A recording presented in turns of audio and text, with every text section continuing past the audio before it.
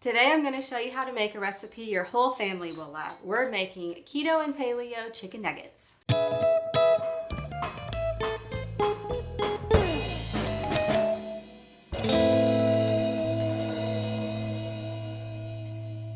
The secret ingredient to making these keto and paleo chicken nuggets are crushed pork rinds. And even if you're like me and you don't really care for pork rinds, I know you're going to love these chicken nuggets because they don't taste like pork rinds at all. They just make the breading extra crispy. And in addition to the crushed pork rinds, we're going to be using blanched almond flour, or you can just add a few more pork rinds if you would like, sea salt, garlic and onion powder, black pepper, and paprika. And for the chicken, I really like to use chicken thighs because I just think it makes the chicken nuggets a lot more tender, but you can use chicken breast if you prefer. To get started, we're just gonna add some pork rinds, about 3 ounces, to a food processor. And I like using a food processor because this gets them really finely crushed, because if they're not crushed super fine like breadcrumbs, then they won't stick to the chicken very well. But if you don't have a food processor, you can put them in a baggie, leave it slightly vented, and use a rolling pin. And if your food processor isn't quite big enough, you might need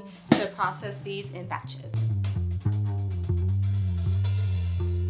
Now we'll just add the rest of the breading ingredients to a bowl with the pork rinds. Now it's time to bread the chicken. We already have it cut up in chicken nugget-like cubes, and I always like to sprinkle mine with a little bit of sea salt before I bread them. It just adds another layer of flavor. Now all we have to do are bread the chicken pieces. We're just going to dip them into 3 eggs that we have beaten, and then dip them into the breading mixture and set them aside. And I recommend breading all of the chicken nuggets before starting to fry. Otherwise, you're breading and frying and it just turns into a big mess.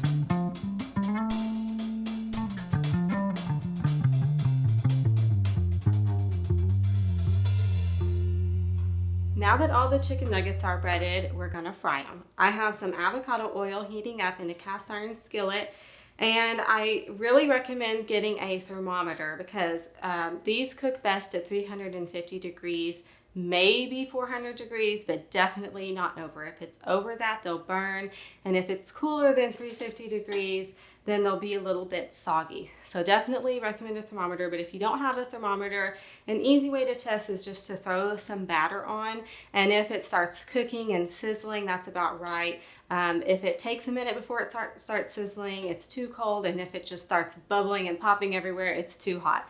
But you know, it's not an exact science, and so that's why I recommend a thermometer. So once you get the oil to the right temperature, we're just gonna cook these in batches and set them aside. And after you've cooked 2 batches, you'll probably need to change out the oil because the batches after that might start to taste a little burned.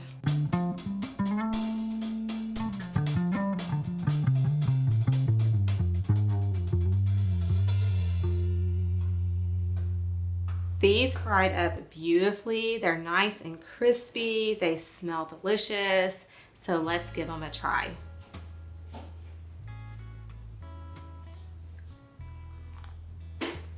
Yeah, they're really crispy on the outside and flavored really well. The chicken is really tender. So if you get the chance to make these, please let me know what you think in the comments below. And to see more keto and paleo recipes like this, please hit that subscribe button and notification bell below.